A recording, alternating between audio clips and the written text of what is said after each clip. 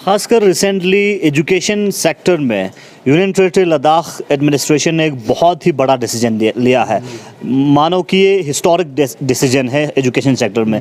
मैं आपसे इसलिए पूछ रहा हूँ क्योंकि आपने स्टूडेंट एक्टिविज़म भी किया है, स्टूडेंट लीडरशिप भी किया है।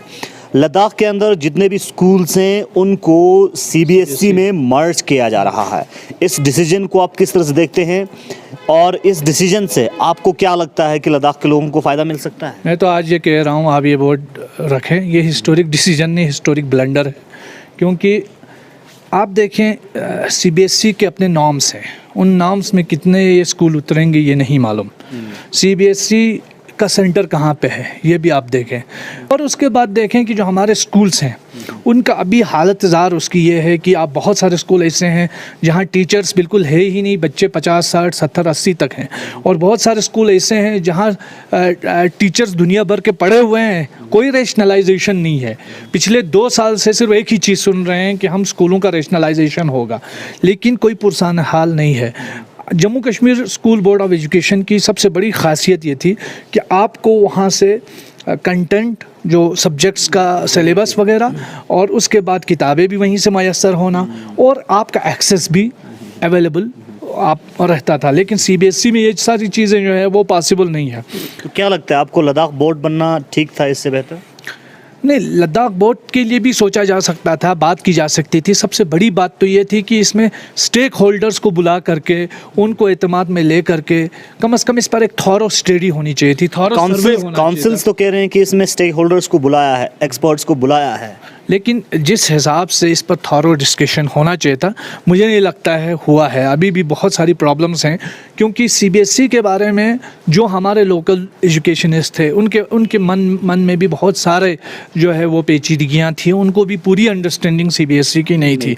हमारे यहाँ बहुत सारे ऐसे लोग हैं जिन्होंने सीबीएसई का वो भी देखा है, जैसे हमारे यहाँ मैडम कनीस फातिमा जी हैं, उनको काफ़ी इस बारे में इन चीज़ों की इंफॉर्मेशन है जी, दोनों सेक्टर में काम किया है। तो ऐसे बहुत सारे लोगों से आप हेल्प ले करके काम इस पर बात की जा सकती थी। अनफॉर्चुनेटली कौंसल को जितना इस पर टाइम देना चाहिए तो वो अभी तक नहीं दिया है। मेरी गुजारिश ये रहेगी कि सीबीएसई को ठीक तरीके से नाफिजुल अमल बनाने से पहले इस पर थॉरोली सोचा जाना चाहिए। और दूसरी बात यह है कि आप देखें ना, सीबीएसई का जो एग्ज़ाम का पीरियड होता है वो मार्च में होता है।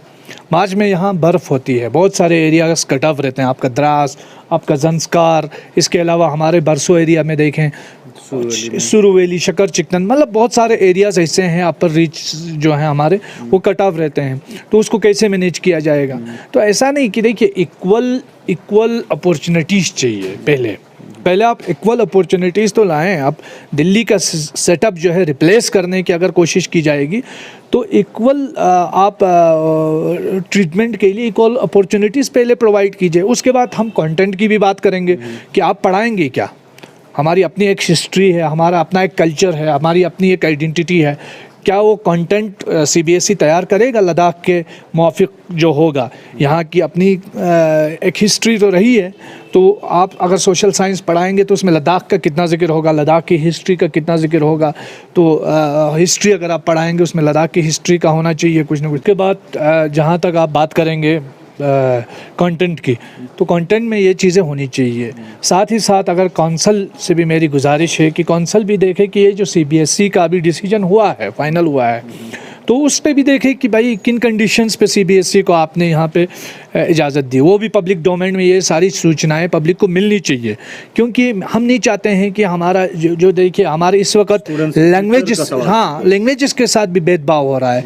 आप देखें कल तो फेब इंडिया में उर्दू के ख़िलाफ़ जो उसने क्या कहते हैं तेजस्वी सूर्या ने, जब ये एक हेट उन्होंने कमेंट वो जैसे देते हैं, पिछले बार भी दिया था, इस बार भी एक कमेंट उर्दू के हवाले से किया था, तो फेब इंडिया ने वो पूरा हटा दिया।